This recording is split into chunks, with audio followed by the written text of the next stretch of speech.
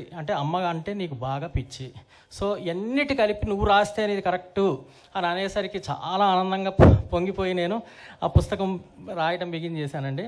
చేసి మొత్తానికి successful complete చేసిన మా పక్కన పెట్టి ఉంచాను. ఎందుకంటే ఇది ఎవరు చేయాలి అంటే ఎవరు అందరికీ ఒకటే పేరు వస్తుంది, వెంటనే గుర్తొచ్చేది. ఎందుకంటే చిన్నప్పటి నుంచి వారి సినిమాలు చూసి పెరిగి ఒకటే మనకు ఒక గాడ్ లాంటి మనిషి ఎవరైనా అంటే మాకు చిరంజీవి గారు. ఆఫ్ కోర్స్ వారి సినిమాలు చూస్తూ పెరిగాం.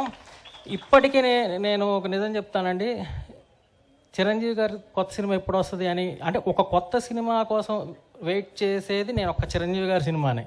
ఇప్పటికి ఆ క్రేజ్ ఆయనకు ఉంది. వారు అసలు అంటే చెప్పలేను వారి మీద నాకున్న. ఎందుకంటే చాలామంది అంటే ఆర్టిస్ట్గా మనం ముఖ్యంగా డ్యాన్సుల పరంగా చెప్పక్కర్లా, కొత్తదనాన్ని తీసుకొచ్చారు. ఆ డ్యాన్సింగ్ ఎరీనాలో ఒక గ్రేస్ని, ఒక సరికొత్త ఇమేజ్ని తీసుకొచ్చారు. వారిలో నాకు పర్సనల్గా బాగా నచ్చేది ఏంటంటే కామెడీ టైమింగ్. చాలా అద్భుతంగా ఉంటుంది కామెడీ టైమింగు చిరంజీవి సార్ది. సో చిరంజీవి గారు దగ్గరికి వెళ్ళి విజయ చాముండేశ్వరి గారు నేను వెళ్ళి పుస్తకం ఇచ్చి, సార్ ఈ పుస్తకాన్ని మీరు ఆవిష్కరిస్తే బాగుండు అని మేము అడిగాము. ఎందుకంటే సురేఖ మేడం గారు మన విజయ చాముండేశ్వరి గారు చిన్ననాటి స్నేహితులు.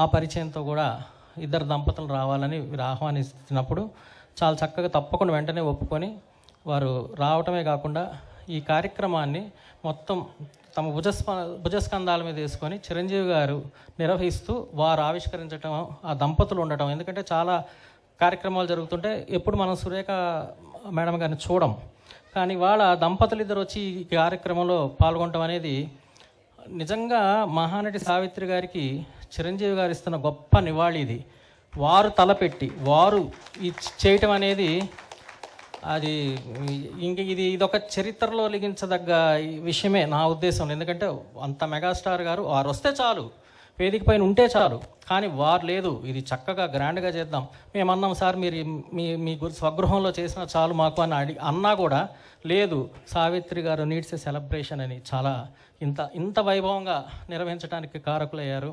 మరి ఈ వేదిక పై నుండి వారికి ఈ సందర్భంగా అంటే ఈ సావిత్రి క్లాసిక్స్